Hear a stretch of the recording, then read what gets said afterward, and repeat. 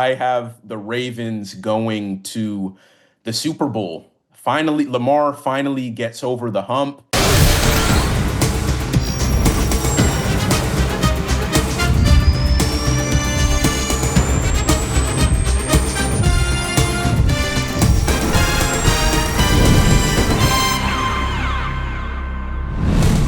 Welcome to the NFL on Fox podcast presented by Verizon, the NFL powered by Verizon 5G. I am your host, Dave Helman, and we're in that weird in-between time. It's the off-season. Super Bowl 59 obviously wrapped up a few days ago. Doesn't really feel like the off-season yet. None of the moves have started happening. Some teams haven't even finished filling out their job vacancies, their coaching staffs, their general manager positions. One team still celebrating. Congrats again to the Philadelphia Eagles. I think the parade in Philly is on Friday. So take all the time you need, guys. We don't need to jump right into the true offseason. But here in podcast world, nothing's going to stop us from jumping all the way to this time next year. Like we don't have time to let we're not gonna dwell too long when we can jump ahead. That's the theme of this show as we transition into the offseason schedule. We're going to take a look at what we see happening over the course of the 2025 season, all the way up until next year's playoffs. Just have a little bit of fun, try to prognosticate a little bit. My good friend Ben Arthur is going to help me out with that later on the show. Some bold predictions for 2025. Also going to take a look at the league hierarchy. Haven't done power rankings since the regular season ended, so why not take a look at that, see where things stand right now and where they're headed,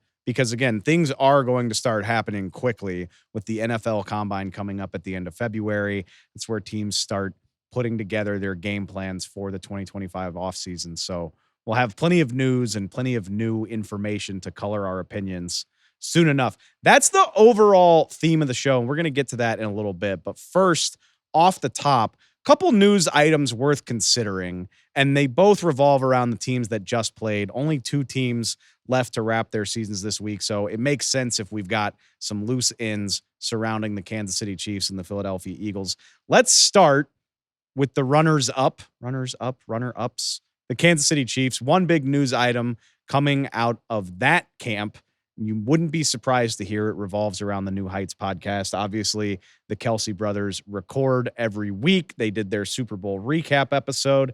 And for the purposes of an NFL podcast, one big tidbit worth checking in on, and that's Travis Kelce weighing in on his future.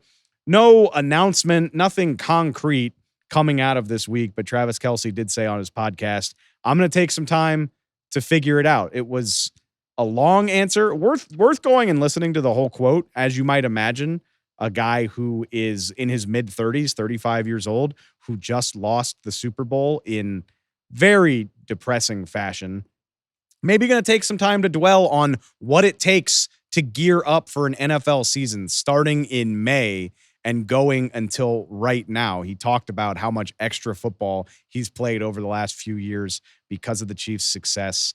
Does he want to gear up for another year of that and all the dedication that it takes to get to this point, knowing that it sucks to lose this thing, man. I mean, I know the Chiefs had lost the Super Bowl before Sunday, but the fashion in which their season ended, it's got to be discouraging, and I don't blame anybody if you want to take some time, especially at Travis Kelce's age, before you decide whether you want to sign up for that again. And then on top of that, Travis mentioned as well, not his most memorable season when you're talking about a Hall of Fame career, one of the greatest ever Kansas City Chiefs.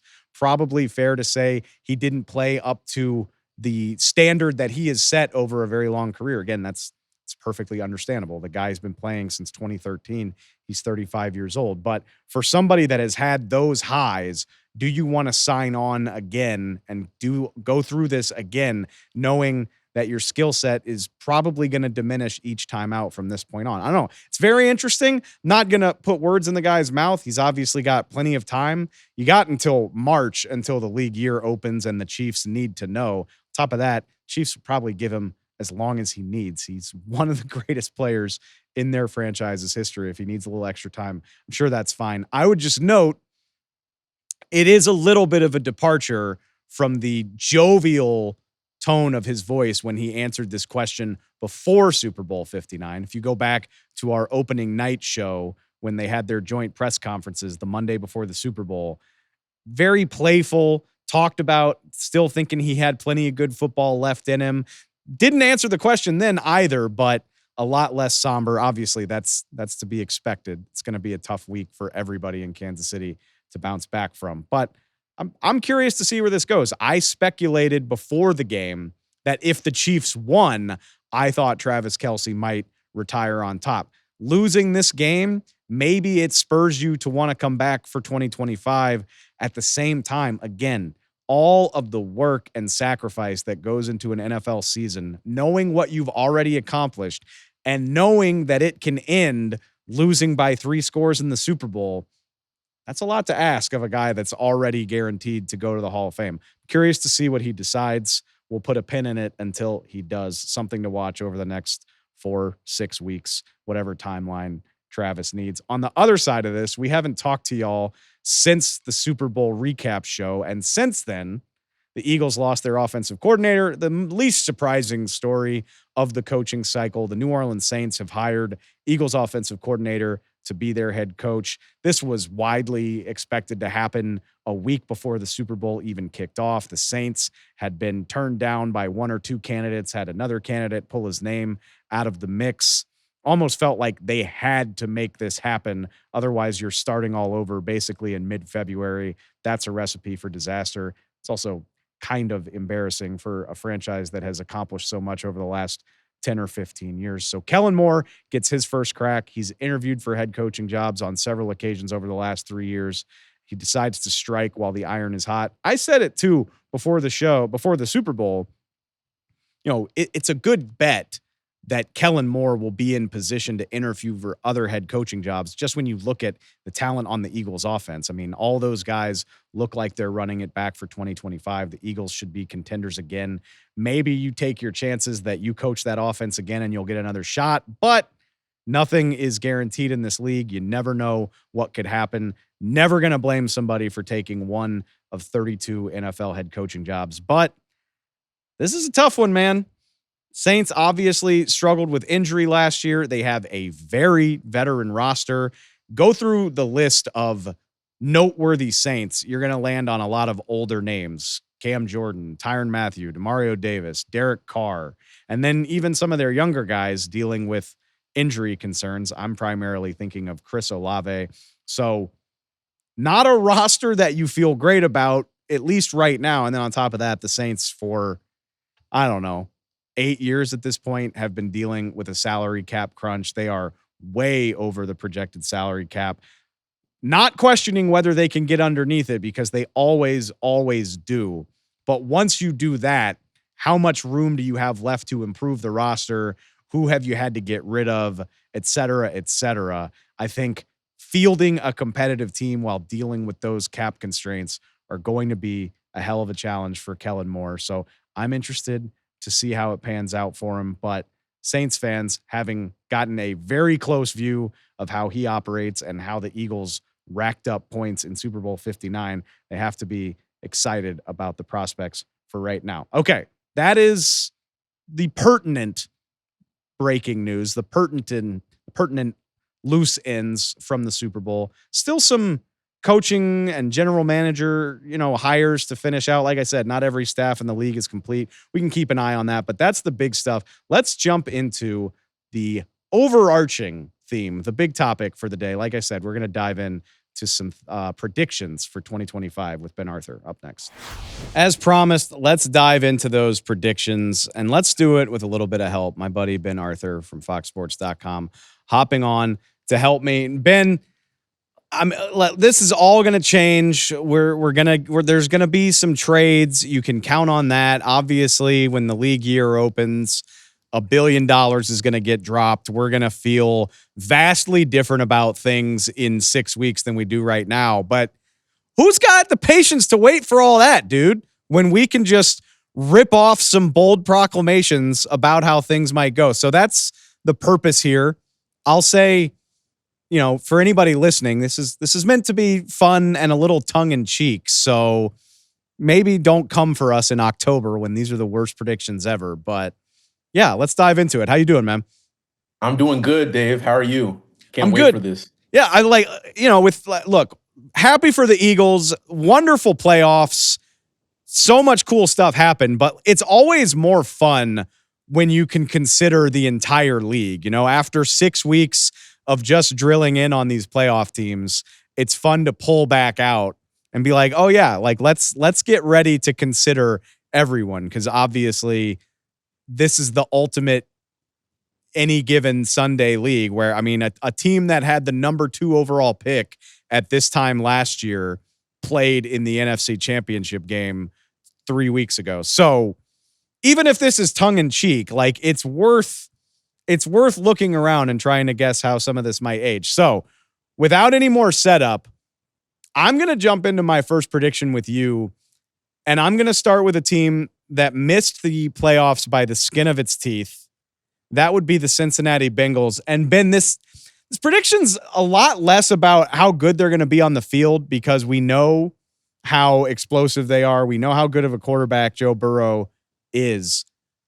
This prediction is mainly about Joe Burrow continuing to make the rounds and demanding, essentially, that the Cincinnati Bengals do right by his teammates, whether it's Jamar Chase having 1 year left on his deal and needing a mega extension, whether it's T. Higgins finishing up the franchise tag, also needing an extension. Last week, Trey Hendrickson basically said, trade me or re-sign me, one or the other. And I'm here to postulate to you, Ben, I think the Bengals are going to find a way to get it all done. With the Chiefs having just lost a Super Bowl, the AFC looks more open than it has in a minute. At least that's what I assume AFC rivals are going to be thinking after watching that game. This is no time to quibble about salary cap cost and all of that stuff. As Joe Burrow himself has pointed out, the Bengals have the money to get this done and the opportunity to contend for a Super Bowl if they can find a way to do it. Yeah, like you said, Dave, I mean, there's definitely an opportunity for the Bengals at this time. You mentioned the Chiefs, them maybe looking vulnerable. I mean, we know that Eagles team was super dominant, but you look at the rise of the Bills, you look at what the Ravens have done. If the Bengals kind of want to stay in the mix, they're going to have to be aggressive. You have Joe Burrow in his prime. You cannot let this window of opportunity pass you by. And honestly, if I'm the Bengals ownership group, like I don't want an upset franchise quarterback. Like if worst case scenario, you see things don't work out with Hendrickson, or they don't pay T, or maybe Jamar doesn't get that extension he wants. And then I think today we saw a report about Jermaine Pratt requesting a trade out of the Bengals. We don't know if that's actually going to happen, but like, I think the Bengals need to do whatever they can to make sure that they keep their core guys together, making sure that this is a team that can compete at the highest levels with Joe Burrow while he's in his prime. I don't think you want an upset Joe Burrow. We've already seen, as you said, I mean, he's made his rounds. He did so during Radio Row at the Super Bowl. This isn't a guy who's afraid to say how he feels about kind of the state of the organization. So I think you want to keep your franchise quarterback happy, and you want to be able to compete in an AFC that's still as competitive as ever. But there's an opportunity now with maybe the Chiefs going to have to reset a little bit. So yeah, that's kind of what I think about Cincinnati. If you are a newer fan or a younger fan, maybe you don't remember this, but it's key context that gets brought up all the time. The last time the Bengals had a franchise quarterback like this, I guess that's not fair to Andy Dalton. Andy Dalton had a wonderful career in Cincinnati, but it wasn't that long ago that the Bengals had a top draft pick franchise quarterback in Carson Palmer who demanded a trade or else he would retire because he was so frustrated with the way the Cincinnati Bengals do things. Not a quarterback, but you've heard similar things from Andrew Whitworth, who now works for Amazon, franchise left tackle for the Bengals, did not feel valued by that organization, left for LA, continued to play like an all-pro, brought a Super Bowl to that organization. There's history here that suggests the Bengals don't like putting their money where their mouth is, but do you want to relive history? And I'm not going to say Joe Burrow is going to threaten to retire, but do you want to relive history where the best thing that's ever happened to your franchise is very unhappy with the state of things? And yeah, going on the record multiple times, basically saying, we can afford to do this. I know we can.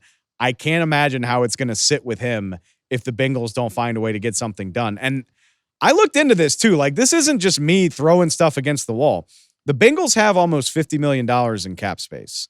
Yeah. To your point, you could trade Jermaine Pratt. There are guys on the roster that you could get rid of to free up even more space. You have so much money to work with. You could save money by extending Jamar Chase, because that's how this stuff works. The more year he has on his deal, the more you can push into the future.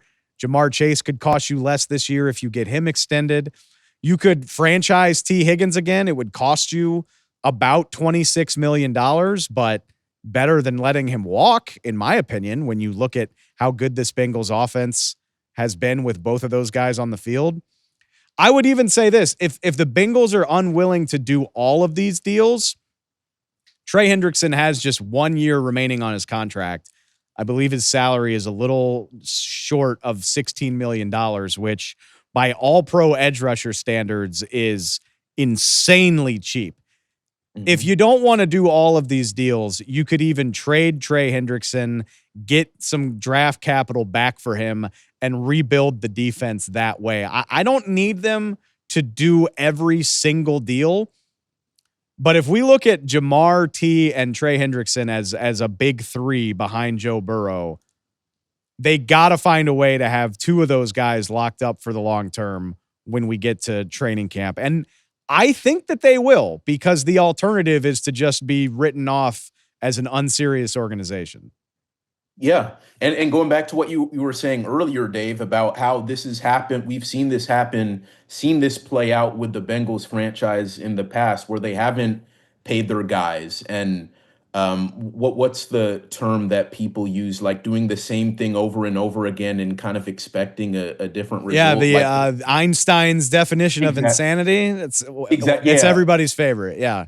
Exactly. Yeah. So I think if you're Mike Brown, the owner, like you got to change things up. You have an opportunity with Joe Burrow in this era, and look, and I go back to my previous point. Like I just don't think you should be playing with fire if you're the Bengals. Like we talked about how Burrow has just put himself out there in terms of saying what he feels like the Bengals should do. I mean, especially in this era that we live in, like if they don't pay these guys or do or kind of make that effort to like try to ascend back to the Super Bowl conversation. I mean, what if Joe Burrow requests a trade in a couple years? What are the ramifications of something like that? I mean, I think all these are things you have to consider too if you're the Bengals. You can't I can't stress this enough. Like you can't mess this up. You really can't. And the Bengals have seen how valuable it is to matter in that way. A Super Bowl trip, an appearance the next year in the AFC Championship game. Yeah, in addition to making Joe unhappy, to slide back into that sort of semi-relevance that we saw during the Andy Dalton years, where they were good enough to make the playoffs, not really good enough to do that much more.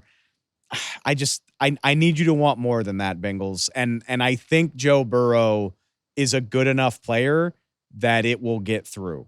And I think the Bengals will find a way to make this happen and potentially be a Super Bowl contender in 25, which I don't think would be that shocking for anybody at the end of the day. But I looked at the rundown for your half of these predictions, and you've got a little bit of a shocking take. So set me up for this one, because I want the listeners to hear it straight from you, because this is fun. Yeah, so I guess I'll start with my first one. Like I have the Patriots making the playoffs in 2025. Yes. And There we go. um That's now we're doing bold predictions right here. Absolutely. hey man, season just ended. We have to come out hot. So look, we all know the Patriots have been terrible in the post Belichick era. Um, that they don't have a lot of talent on their roster as is, but they have a guy who could be a superstar quarterback in Drake May moving forward. I know a lot of people across the league are high on him. I know the Patriots are high on him. They just brought in a proven head coach in Mike Vrabel, who I've seen. And you, Dave, I live in Nashville. I've covered the Titans for years. I saw how he dragged some really bad teams, like from a talent perspective, the distance. Like I remember in 21 when the Titans used the most players ever for a non-strike season, 90 plus players, and they still got the AFC number one overall seed. So they have a proven head coach in Mike Vrabel, and they have $120 million in cap space, right? You could really change that roster overnight, and then plus you have the number four overall pick. You can get a generational talent there, maybe trade back, get some more picks to help build that roster around Drake May. I mean, we've seen teams go from terrible to like true contention. We saw the Texans do it a couple years ago when they got CJ Stroud and Will Anderson Jr. We saw the Commanders do it last year with Jaden Daniels and the new leadership they brought in. I mean, with the Patriots, you have a guy who looks like your franchise quarterback. You have a great coach. You have great draft assets, and you have the cap space. I mean, you can't ask for anything more. So this is a team I think we all should watch in terms of making a massive jump from the previous season to 2025. It is funny to think that the Patriots are living the Commanders experience right now, except like a year behind. You know, Yeah. they hired Mike Vrabel, defensive minded head coach who can be a culture changer, just like Dan Quinn was. They've got $100 million in cap space to throw at their roster. Obviously, they already drafted the quarterback, but it's very similar in the sense that you've got this young and impressive quarterback, and now you can just build the framework of a roster around him. I'm curious, do you have thoughts on how the Patriots should go about doing this? Because there's a dozen different ways you can try it, right? Like they need to work on their offensive line. I wouldn't be surprised if they throw money at that in free agency, but you've also got these fantastic draft picks. You know, you've got a top 5 draft pick you can use. I'm curious to see how they prioritize that. Like, do you try to build an offensive line of veterans around Drake May and add skill talent to that? How does the defense factor in? Because I'm sure Mike Vrabel's going to want to have a salty defense. I'm curious to see the priority of needs when you have so many of them like the Patriots do. Yeah, it's going to be fascinating for sure. I mean, off the top of my head, I think obviously the Patriots should be and probably will be aggressive in free agency, but I think honestly, using the number four pick, trading back if possible, getting as many draft assets as you possibly can to kind of build out the depth on this team, right? Like the Patriots, in terms of like dearth of talent, they're really high on the list. So I think maybe if you have your starters for 1 to 2 years through free agency, and then you bring these guys along through the draft, like first, second, third round, whatever, and you get to a situation to where 2026, 27, 28, you really have a robust team of homegrown talent. I think that's a blueprint you can look at if you're the Patriots. It's so fun to consider the possibilities. Like I'm literally I'm just looking through different lists of available players right now. I mean, you know, you could sign Cam Robinson to be like a veteran left tackle. You could draft a Will Campbell if you wanted to in the NFL draft, or a Kelvin Banks for that matter. But that's the fun thing too, is you have a pick like the Patriots do. Travis Hunter is a hard guy to turn away from if, let's say, quarterbacks go off the board in the top 3 picks and he's potentially there for you.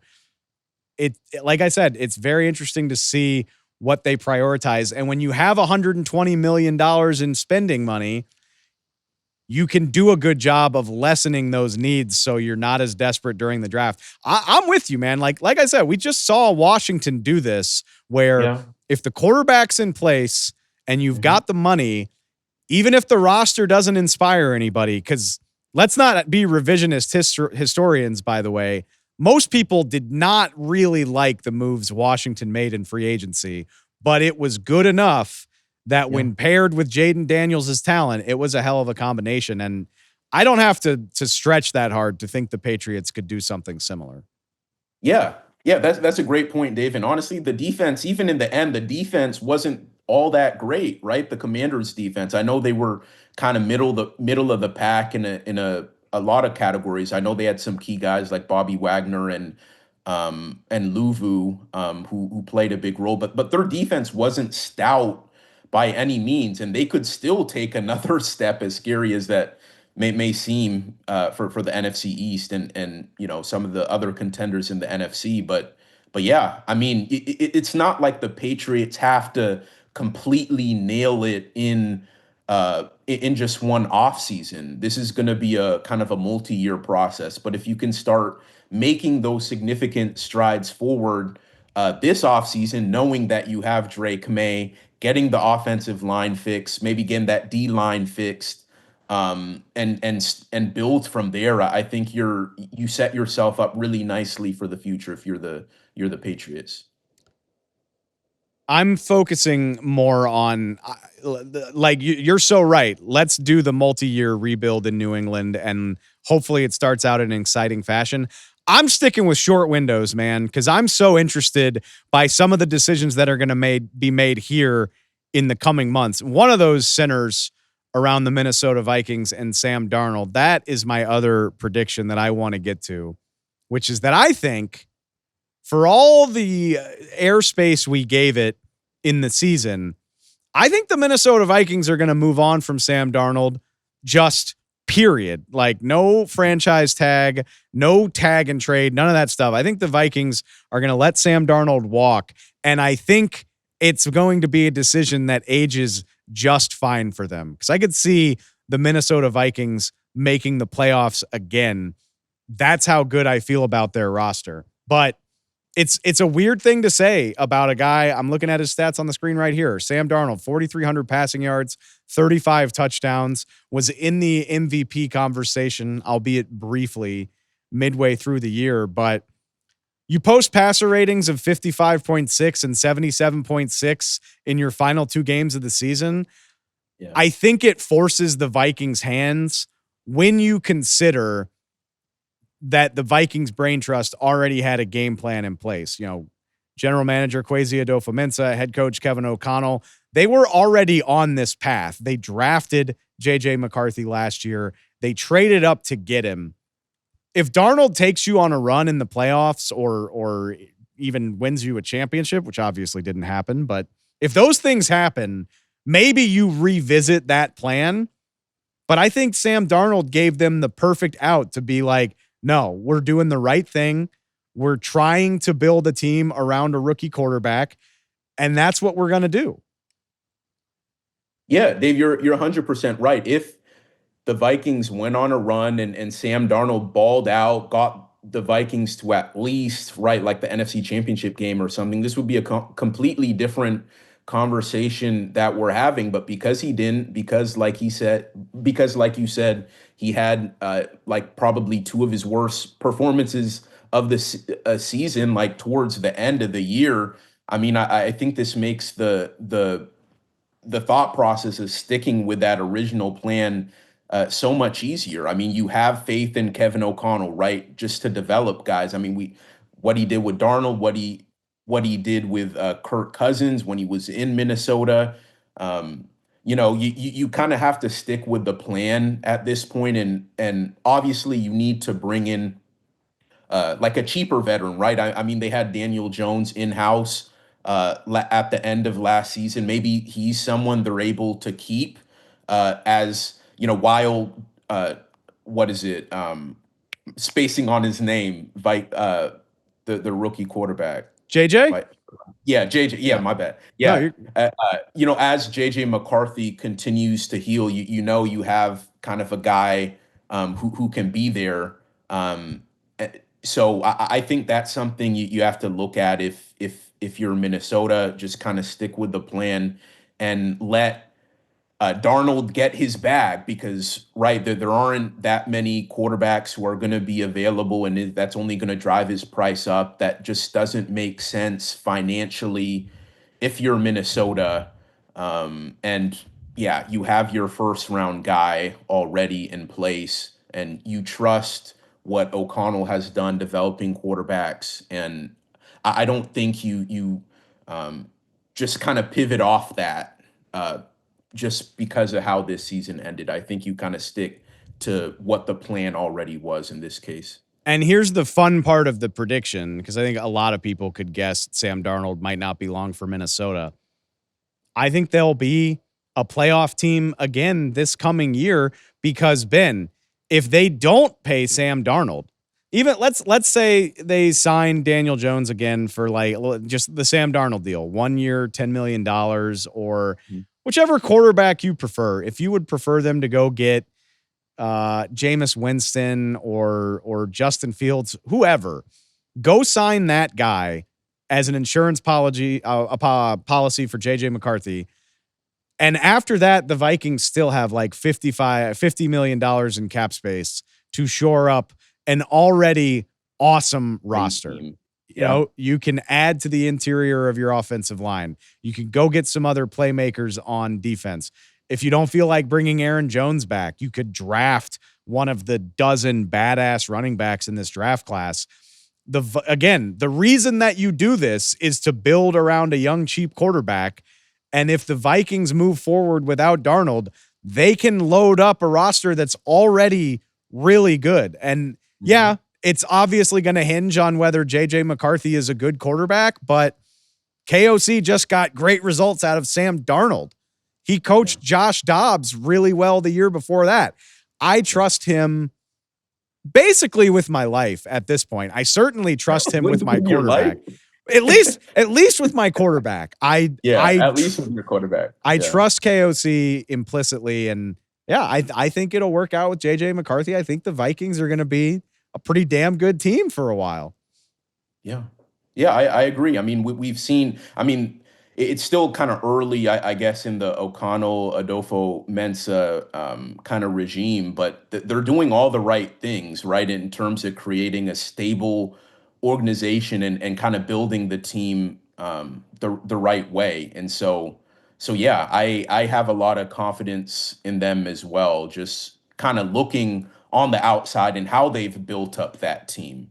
I mean, they've created the kind of team to where they'll know very quickly whether McCarthy is their guy or not. And even if, worst case scenario, right, he's not, you can have, you bring in like a Winston, like you said, or Justin Fields, whoever it is, you can still be competitive. I agree. I think they'll be in the playoffs again next year. I mean, that's how well they're set up.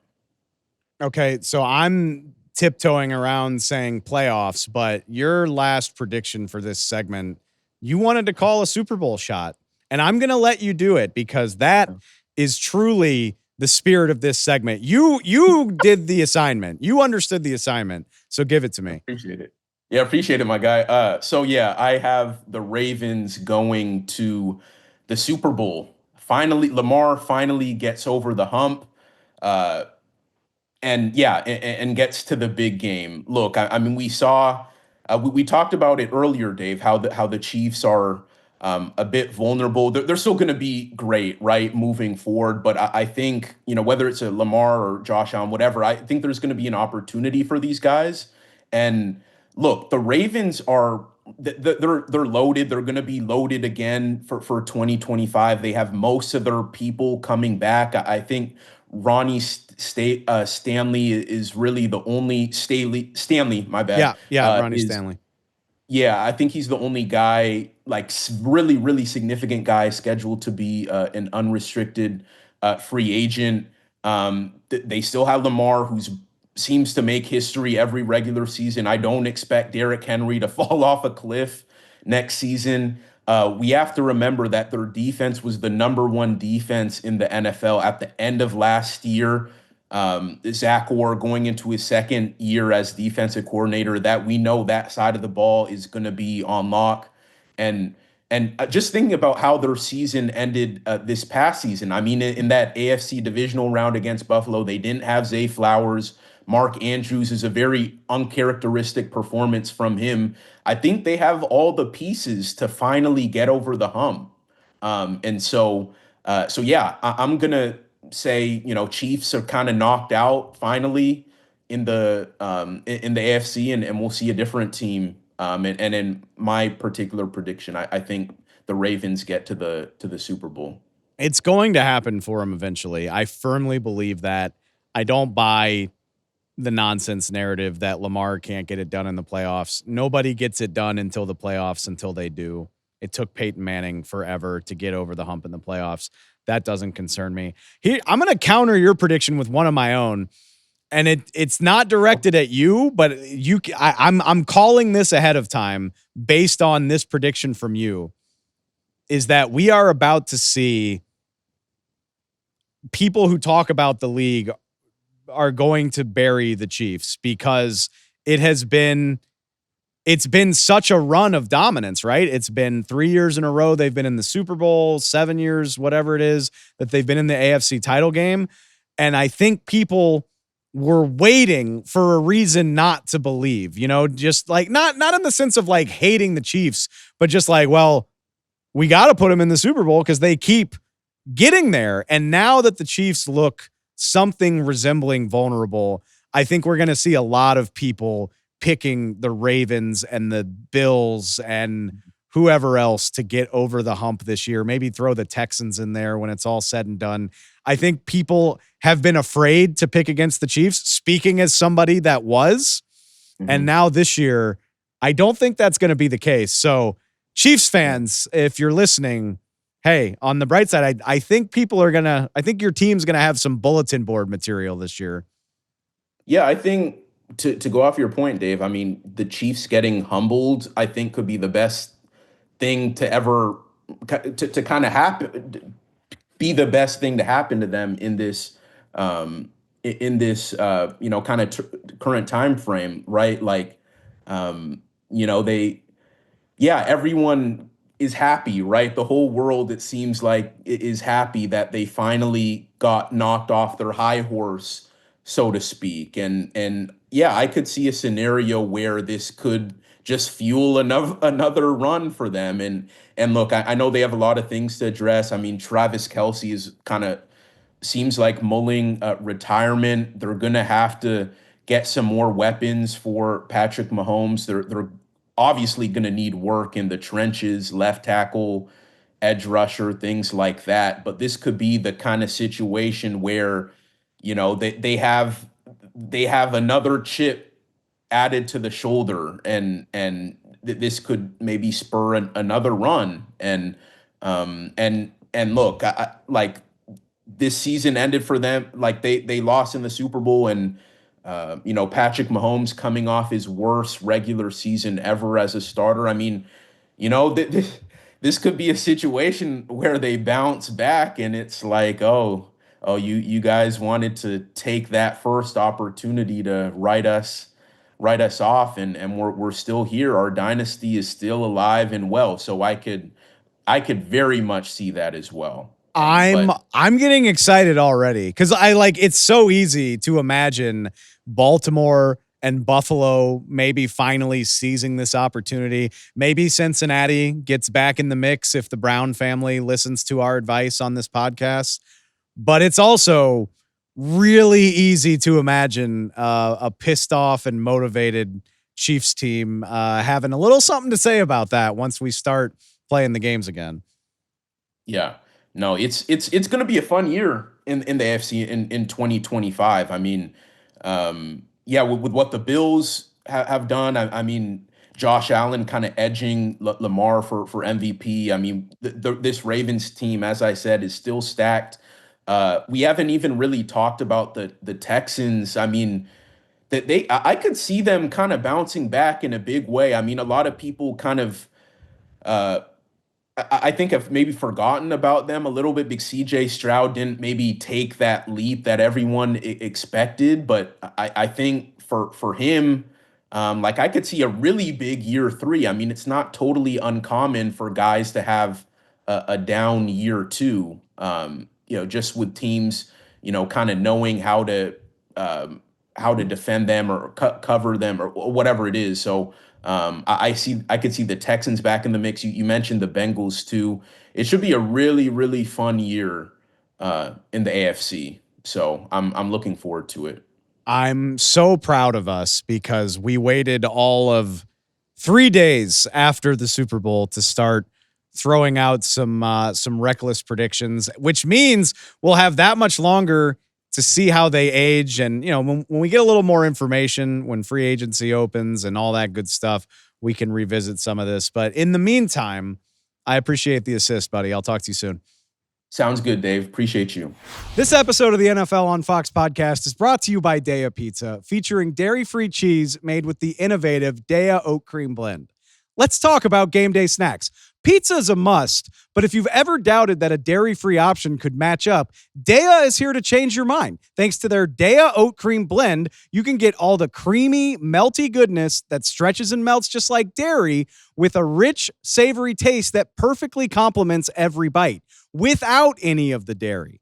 Their thin, crispy crust is the foundation for bold, savory toppings, and the standout? Their cheese, made with Daiya Oat Cream Blend.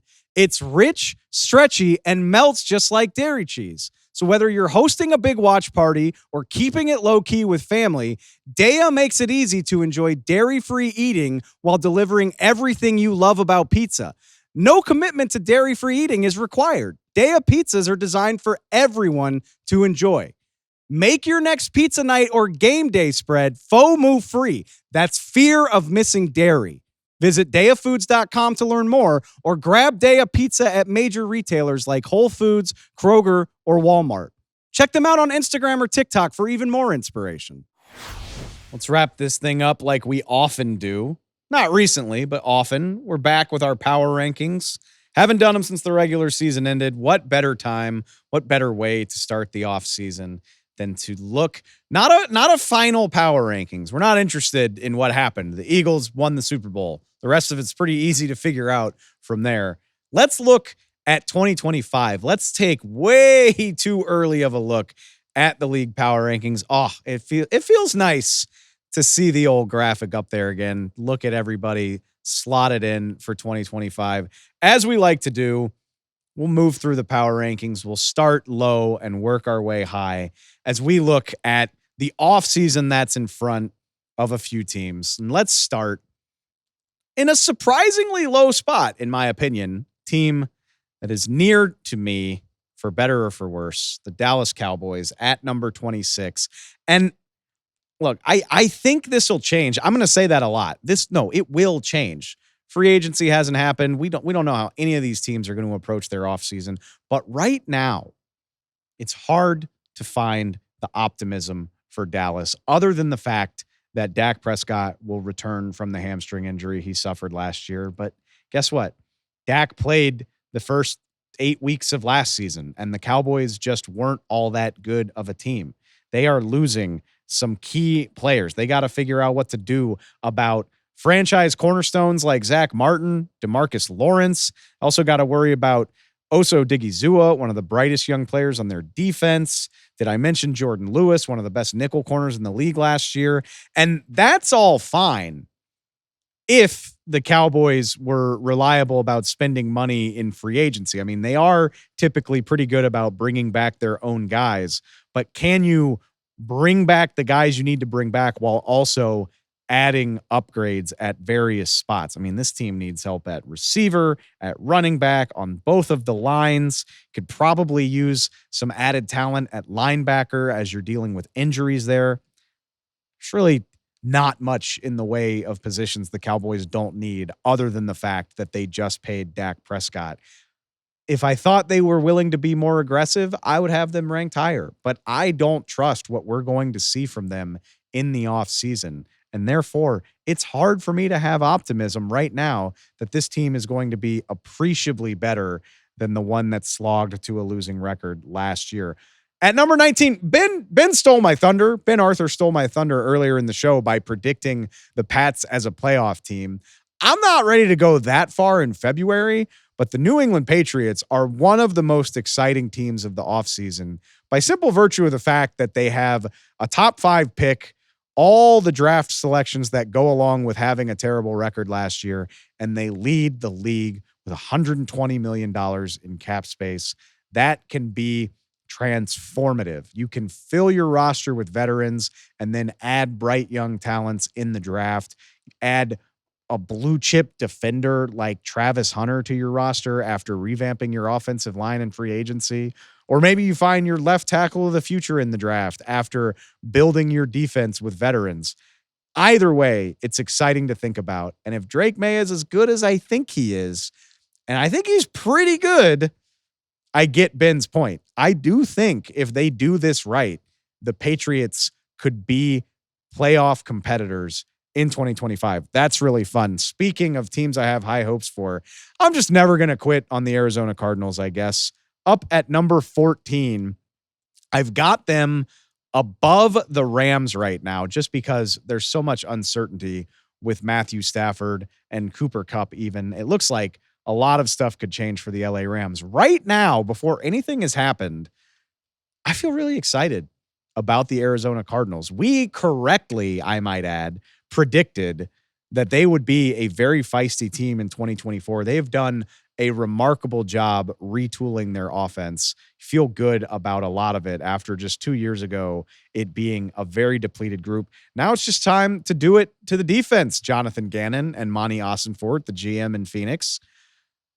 Be as good about addressing the talent on your defense as you were about offense, and the Cardinals could be going places. They have the 4th most salary cap in the NFL heading into the offseason. $71 million to find some pass rushers, to revamp the defense. Maybe, don't ignore the offense completely. Maybe add to the offensive line, maybe find another skill player, but the foundation is in place. If they handle this as well as they've handled the first 2 years, I'm excited about the Arizona Cardinals, which has really been a theme on this show, one way or the other. Let's keep it in the NFC West at the 7th spot. I think people are going to try to throw dirt on the San Francisco 49ers graves this offseason. And I'm not here for it. I think we're far too reactionary. And look, I know things are about to change in San Francisco. That much is obvious. Deebo Samuel might get traded. You've got a lot of key free agents, whether it's Javon Hargrave, Dre Greenlaw, Charvarius Ward. The list goes on. A lot of stuff could change. The foundation of a really, really good team is still here. You still have Brandon Ayuk coming back. Juwan Jennings had a phenomenal year. Christian McCaffrey, provided he can stay healthy, that's always going to be the big question, but he's done it before. He's still there. And yeah, how much to pay Brock Purdy is going to be something worth following, but we know he can guide this roster far if it's all healthy. And please don't lose sight of how not healthy and how tragic last season was for San Francisco from a football standpoint, but also just on a personal level for a lot of members of this team. A very rough, sad year. And I'm comfortable betting 2025 won't be that way in San Francisco. I'm not calling Super Bowl or anything crazy like that, but write the 49ers off at your own peril. Up at number 2, maybe this one's a little bit spicy. I feel good about the Detroit Lions. I've got the Eagles in the 1 spot. They're the reigning champs. The roster looks great, but I've got the Detroit Lions above the other contenders. Say what you will about Kansas City, Buffalo, Baltimore. Detroit has the least amount of work to do. And yes, I know they got to replace their coordinators. That is crucial. We've seen teams not handle it well. The 2022 Eagles certainly didn't. I trust Dan Campbell to get those hires right. I trust the culture in Detroit to perpetuate on itself. I think it's rolling smoothly enough that you can plug new coaches in there. And at least for 1 year, I think it'll be okay. The offense is there. The offense is as loaded as it gets in the NFL. And we talked about it enough, so I hope people don't forget. The defense was banged up half of last year. You'll get Aiden Hutchinson back.